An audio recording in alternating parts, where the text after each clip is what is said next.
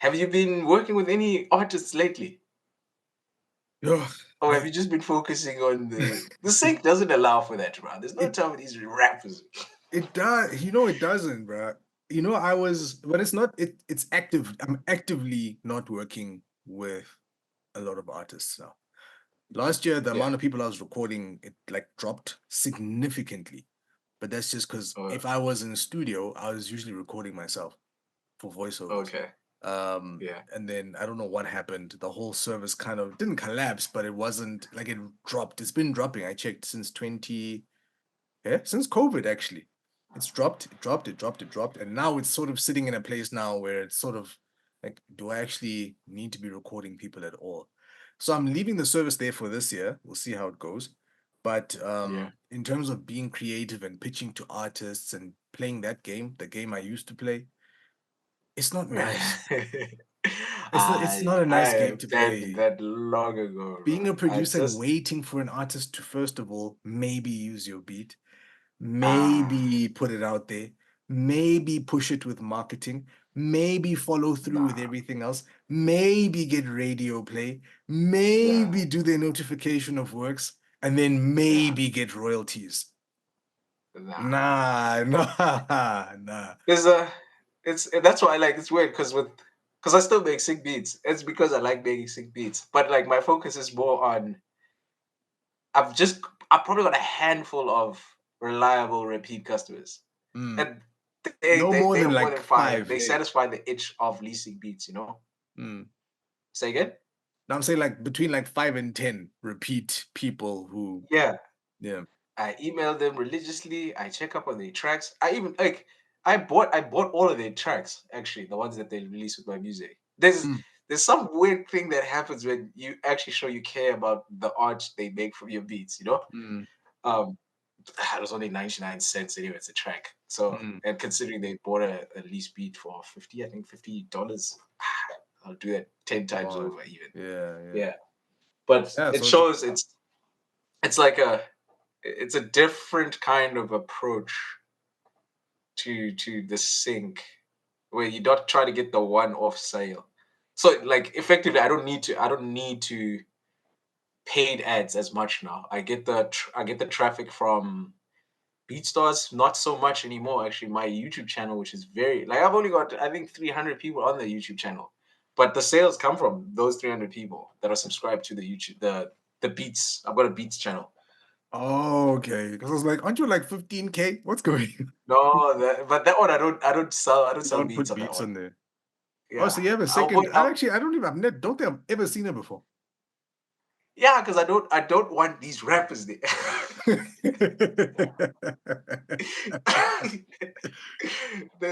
Yeah.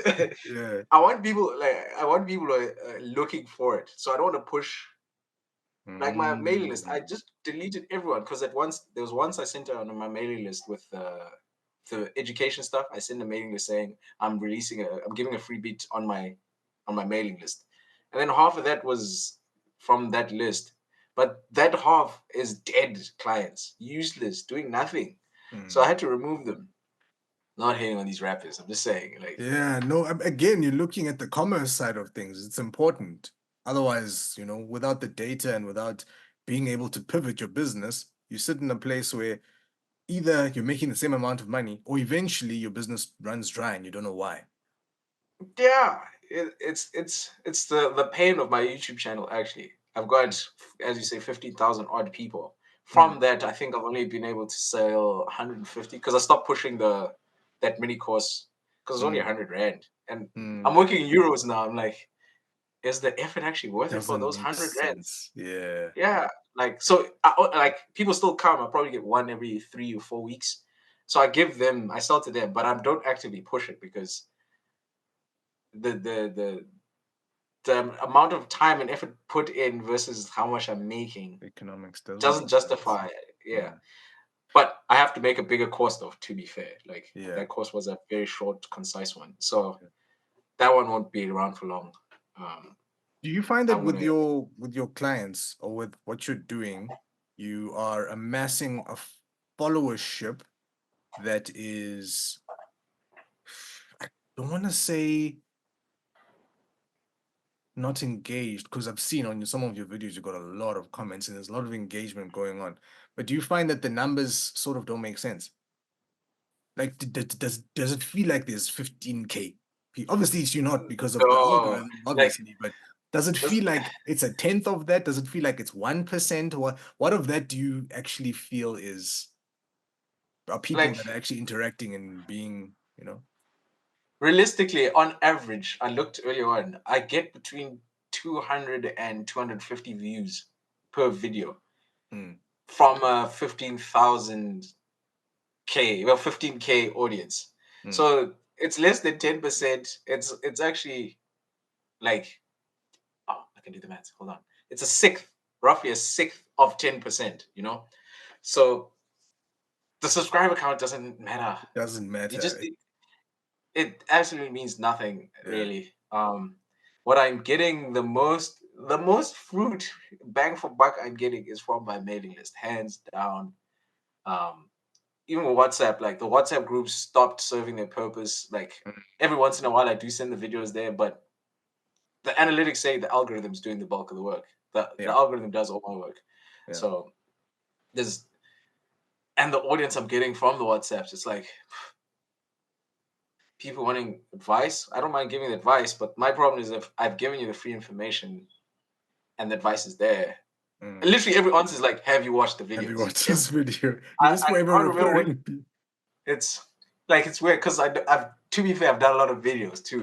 I think I've Mm, almost at 300 now, so I've covered a lot. But I remember in the beginning, it helped. Having the WhatsApp helped because people were gonna come ask questions, and then it was helping with idea created. generation. Yeah. Yeah, Just create the video. yeah, but like it's almost at a point where like now I'm in the wild. I'm just sit. I have to think of, okay, what am I gonna do? What am I gonna do?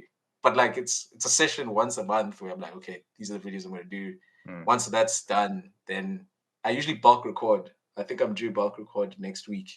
I record for 5 videos, so I Sure. have to bulk. Yeah, yeah, but like the idea is so I can outsource most. So Yeah, you just yeah, bulk and then I can send it off. But I'm still doing it myself now because I moved rooms and the lighting is weird in this room. My previous room, the window, I didn't have direct light from outside. I was getting reflections.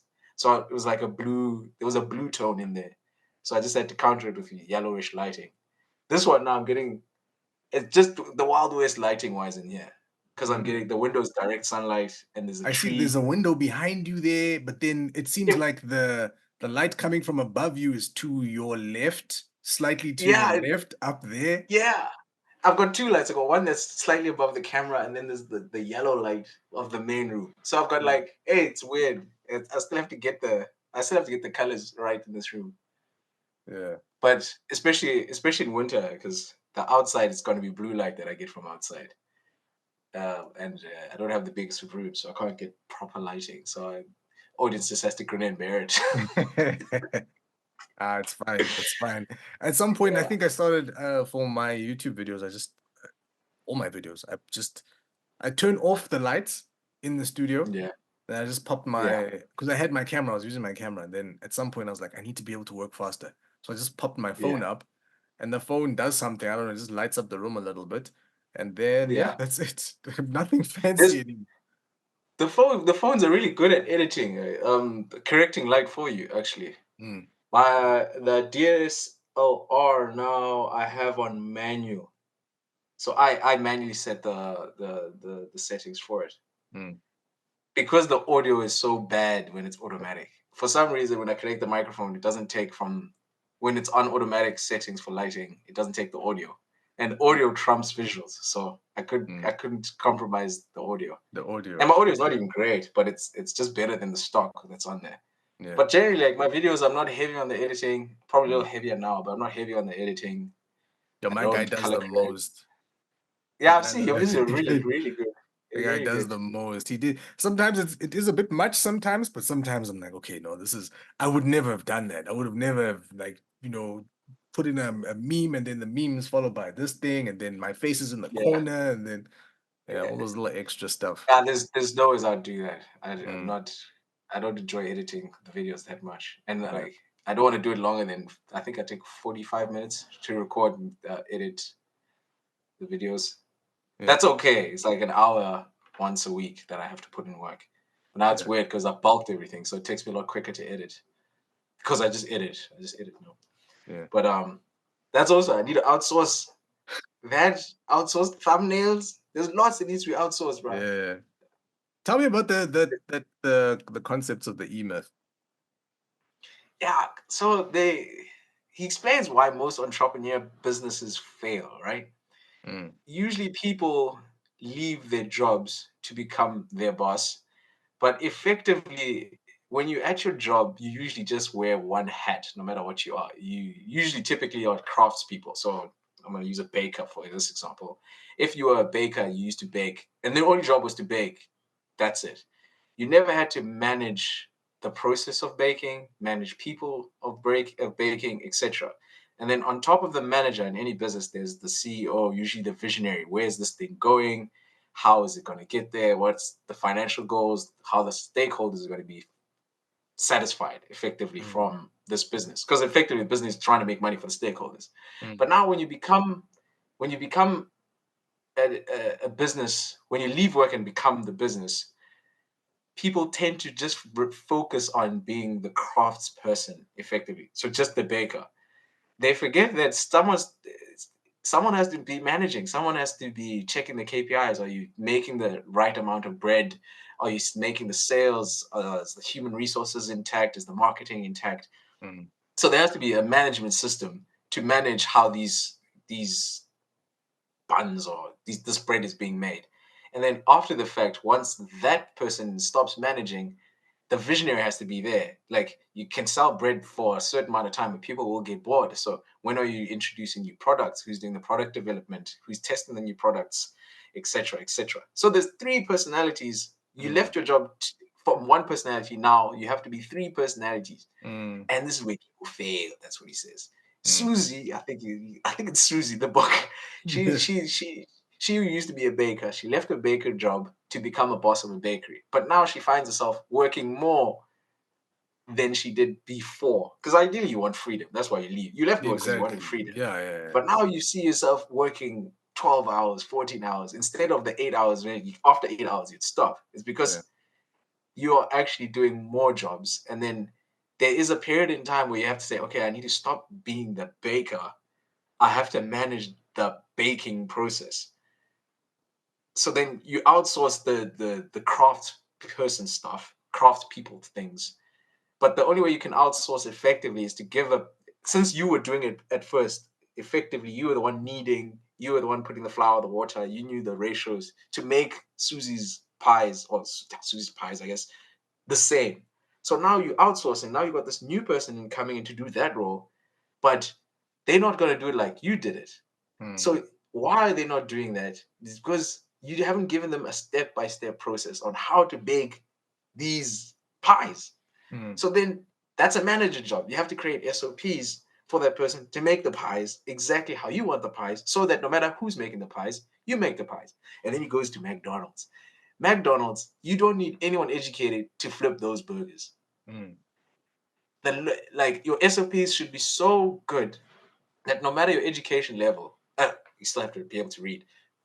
But no matter, he argues that too. If you can make your SOPs like a graphic, then you don't need not to a read. video. But yeah, yeah. So he goes to SOP. You know, every time, like, no matter where in the world, the McDonald's burger, what's that thing, Big Mac, it's the same, 100%. Yeah. They know how it's cooked, how long it's cooked. You know how more or less time you wait as the customer. But Mm, that's because their process, from where they get their meat to how they do whatever they do with it to how long it stays, SOP has told them exactly how to make this burger. You have to do the same, Susie. You Now, for have to. your business, can this really be um replicated in music and what we're doing? Because Yeah, you you have see, I to, was actually yeah. wait. Do we I was have doing the do like we have I'm looking at the time yet. That's fine, we'll start a new one because this is important. This is important. like you see how I explain my mixing process now. Hmm. Earlier we were talking about the mixing. I know every time I mix, I start with the drums. I go to the snare, I go to the hi-hats, I go to the percussion, I go to the drums, I go to the drum bus, I go to the bass, I go to the bass bus, and then I go to the keys. I go to the keys and then I go to the leads. Leads, I go to pads. every time. I'm a robot in the system. I know exactly what I'm doing, how I'm doing it. More or less, give or take, there will be some subtle changes with effects on the higher things like the keys and the pads. But the drums will always have distortion, as I said. There'll always be an EQ. There'll always be a compressor. There's a system I mix. So if I want someone else to mix, because when especially for sync, when I export, I know that's probably where I got the system from. I know I have to export a drum bus. I know I have to export a bass bus.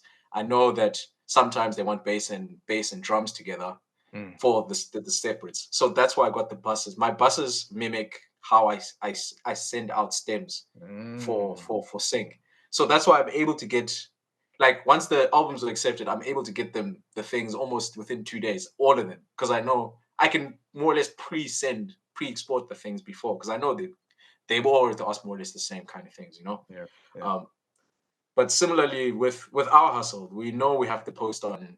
There's a lot you can outsource. We know we have to post on Instagram. You can get someone else to do that, but how do they post? What are the themes? What's the content? How regularly? Um, there's the management side of thing of that. Similarly to video editing, I know how I edit, but I don't want to edit how I want to edit. So there is some creative leeway you have to give. Yeah. But with that, you have to still have the steps. But what I like doing, like now, I've got someone doing. What is that person doing?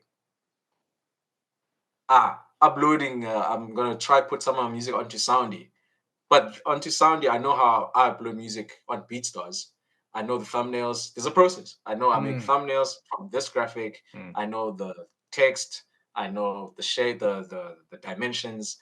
But in the step by step, you take this image from here, because I get the images. I put them in the folder. I get the waveform. I put them in a folder. I put the name in the folder. I get a text file with all the tags. So I put the tags in there. For the images, this is the software you can use, Canva, because it's free. This is the label you put in. These are the dimensions you upload onto here. So there's a lot Can that is actually, systematize it, but there's still an yeah. element of it. There's still an element of the creative, and I think that's where I'm sort of trying to get towards. Oh That point where no, you the from can't. the make the creation, the idea of the beat to having the beat made. That portion, will that be okay? You So can't.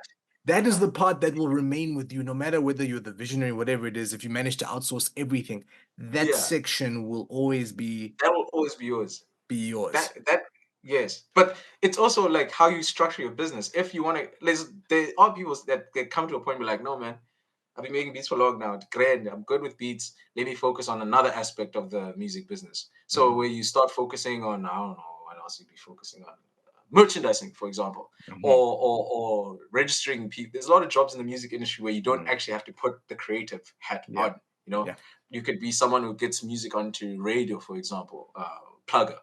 yeah. You could systemize that. 100% you could systemize it. I've actually got someone who's doing my plugging. I'm just driving a radio release methodology. I don't know if it's gonna work. It's still in the oven. You're frozen. Mm. Yeah, you're back. You're back. There You're we back. go. Yeah. Yeah, Methodology. there's a lot of things, bro. Even this thing of looking for publishers. Mm. It's a step-by-step process. You Mm. know, like I know if I'm looking for a publisher, I know, well, this is the method I use. I go to the capacitor equivalent, I get the radio stations, I know the genre I'm looking for, I give a reference, look for Mm. tracks that sound like this, put the 3 links into this Google Doc, and then you know when I want to finally go look at the doc, I just go there, I listen to 3 tracks. This one's better than mine. I want something chair. Okay, I'm better than this quality. Then I do the actual go to that one and be like, okay, maybe I can submit to this one. Mm. There's all the admin stuff you don't want to do, man. That can all be The video, systematized and someone can handle it. There's always yeah, something that can be done. Okay. yeah, and there's a lot of marketplaces, these Fivers, where you test drive them first Mm. on the similar task to see who does it to the T. But the problem is, as a manager, I know at my previous work, they were really big at getting highly qualified people. And Mm. that was primarily due to the fact that there was a lack of systemization for employees. But when I went there, I made SOPs for my job because I was going to leave eventually.